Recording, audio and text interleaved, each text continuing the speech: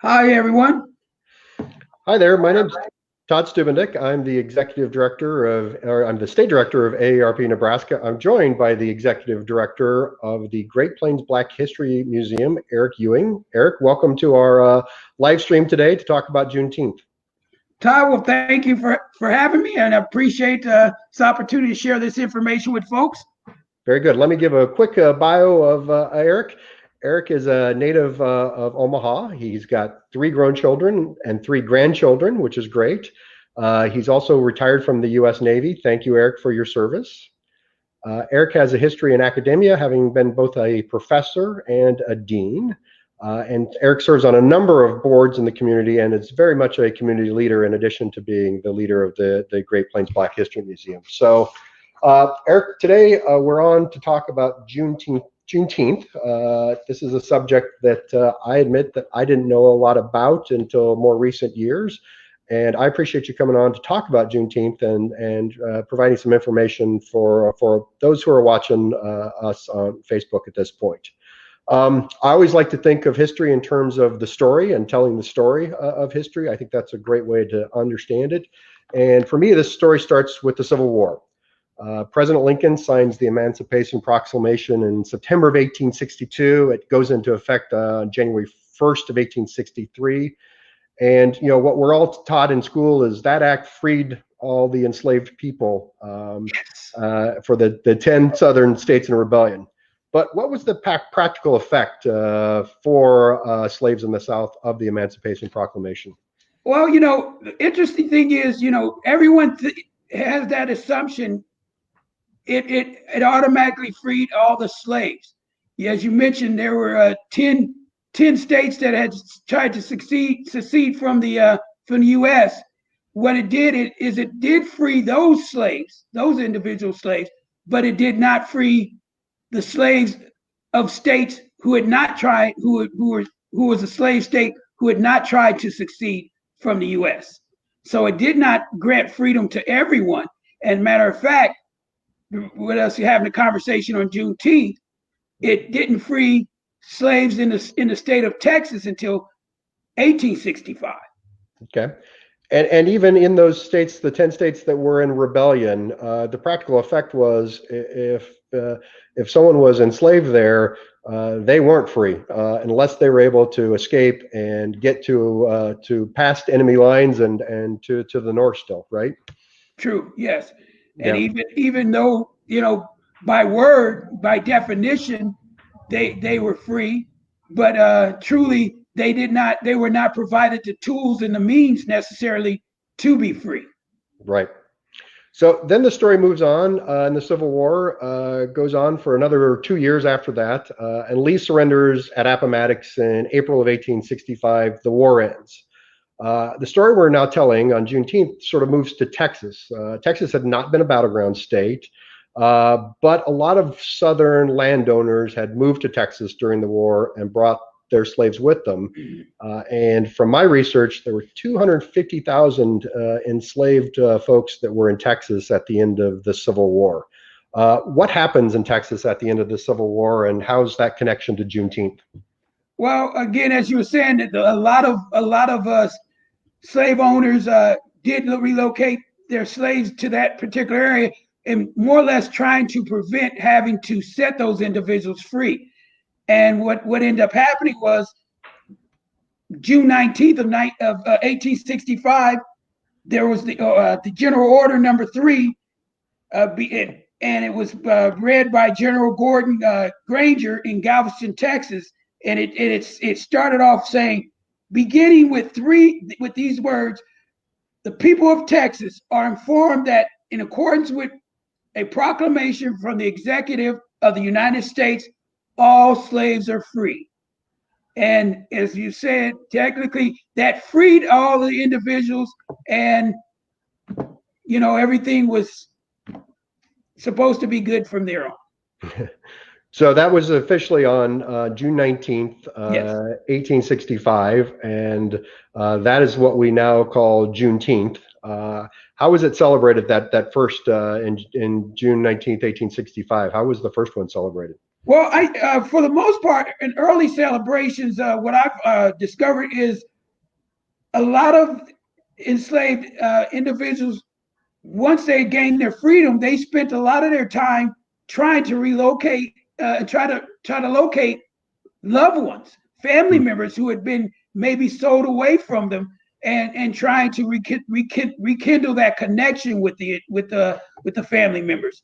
So it was celebrated more on that line, and I believe roughly about in 1867 in Austin, Texas. Then they had the first celebration recognizing that the black independence. Okay. And so how has Juneteenth, the observation, the celebration of it, evolved and expanded since that time? Well, it's a family gathering. People get together. In some cases, family reunions are held during that time. Parades are held in throughout the country. In Texas, I know it's considered a federal holiday. So from a work standpoint, people aren't required to work, especially individuals that work for the federal government. They're not required to work, and it's an opportunity to recognize and celebrate black independence. Yep. This is maybe a difficult question, but this is such an important historical event and has become such a big cultural observance. Why wasn't I taught this in school? Were you taught this in school? No. Okay. It is unfortunate. This is another part of history that is not necessarily shared. I myself did not know about this until maybe 15 to 20 years ago. Hmm.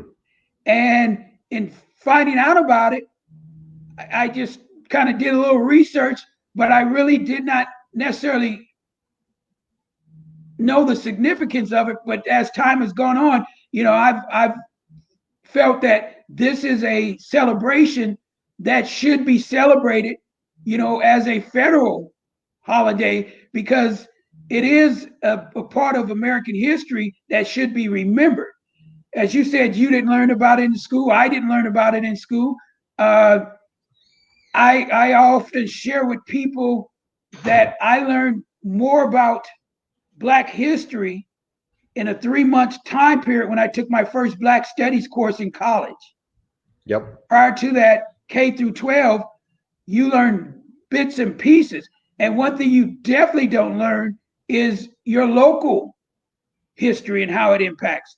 And with this being something that basically spun out of the state of Texas, then I would have never heard about it here in Omaha, Nebraska. And I do believe Texas really, their history, as far as it's shared with students, are kind of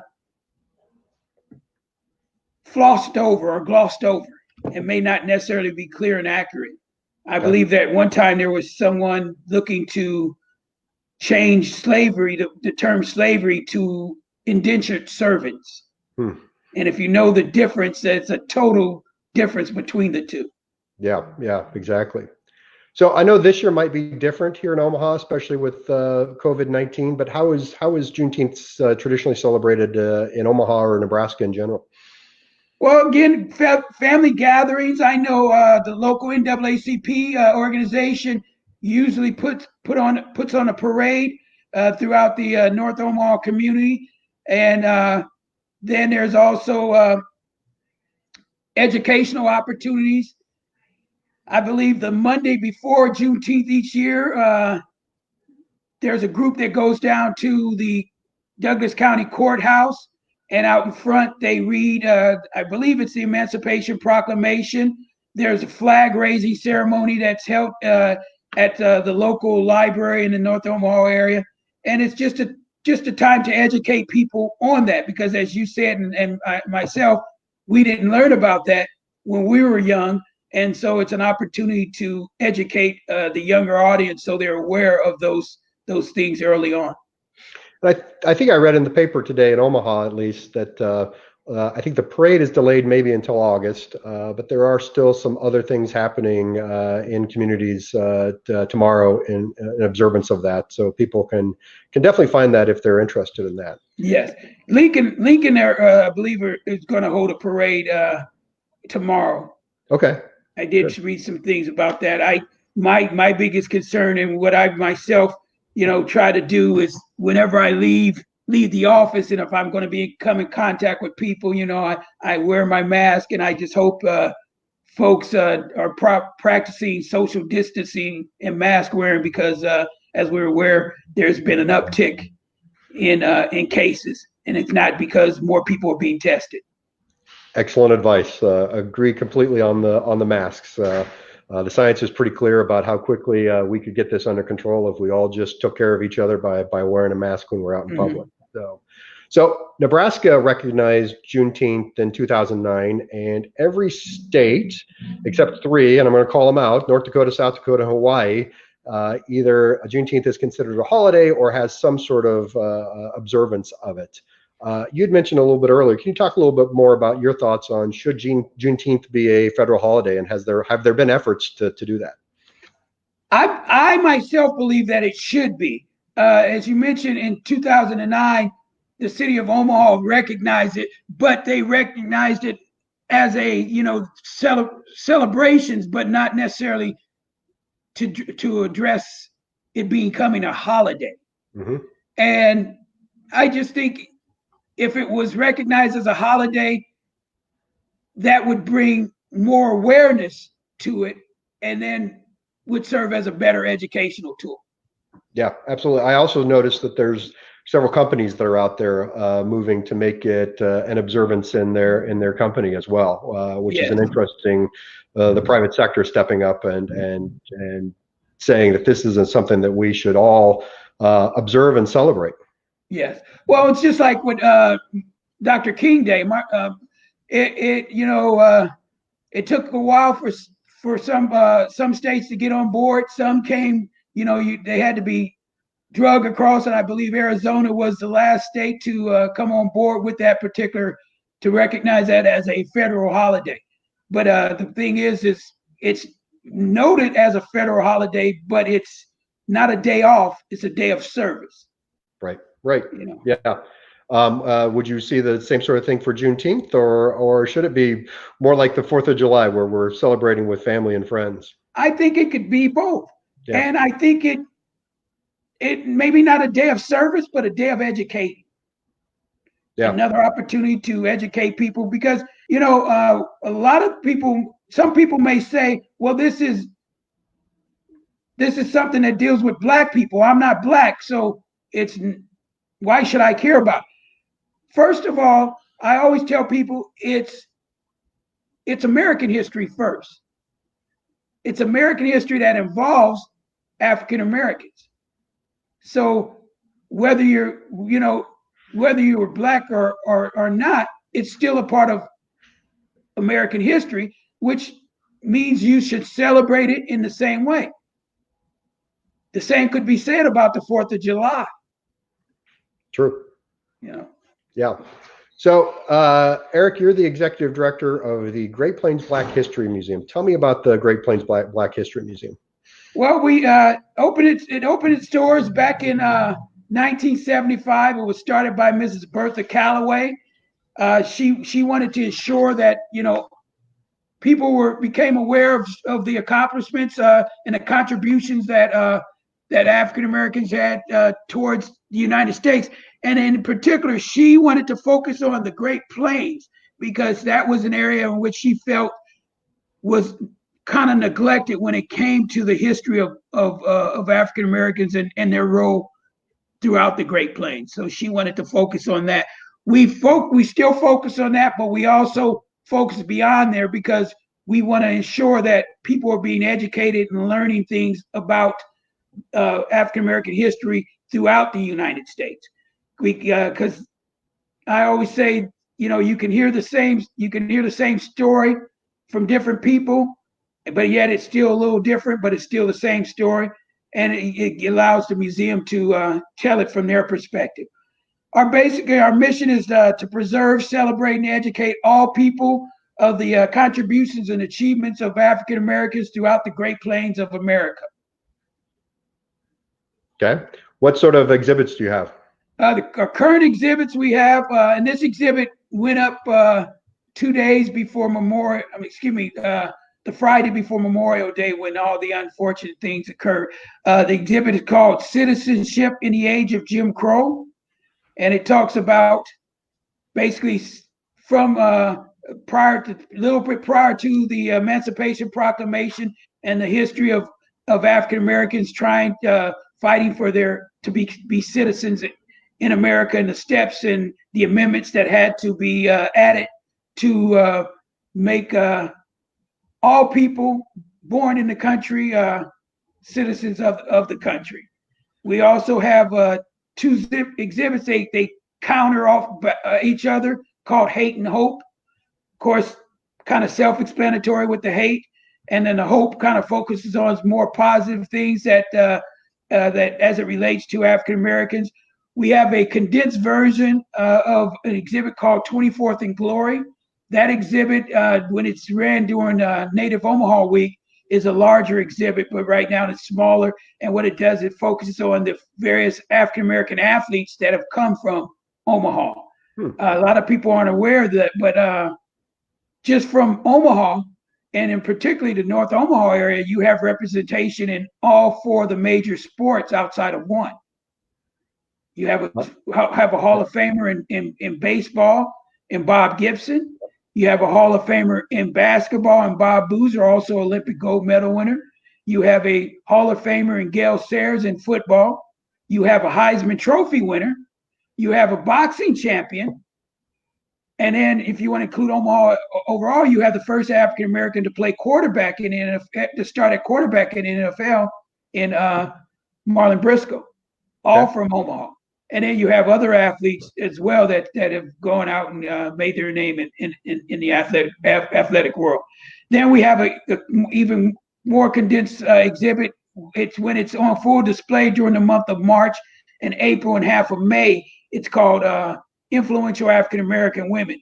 It's put up in March to celebrate women's history, and it focuses on African American women from a local perspective and then a national perspective.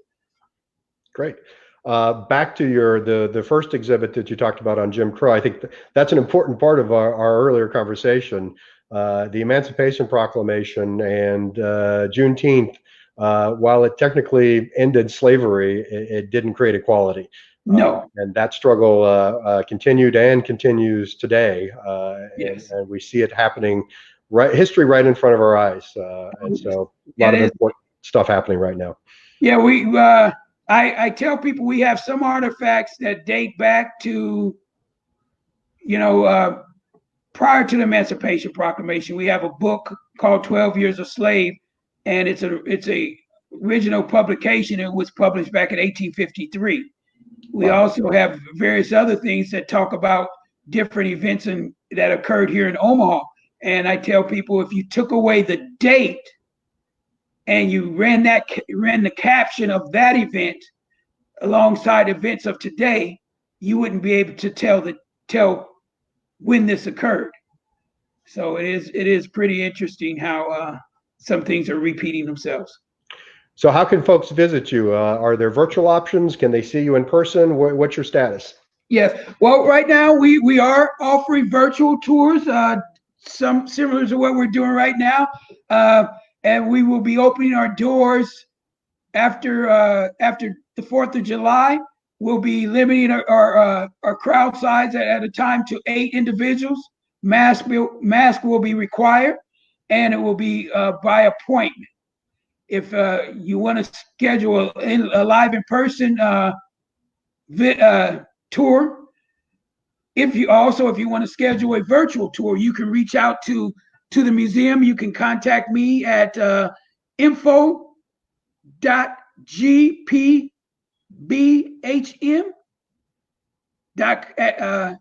Excuse me. Let me give you my email address so that way it's easier. Yep. You can contact me at Eric, spelled E-R-I-C, just as you see on the screen, Ewing, EWING, don't include the L. .G as in golf, P as in Papa, B as in Bravo, H as in hotel, M as in Mike, at gmail.com. Very good.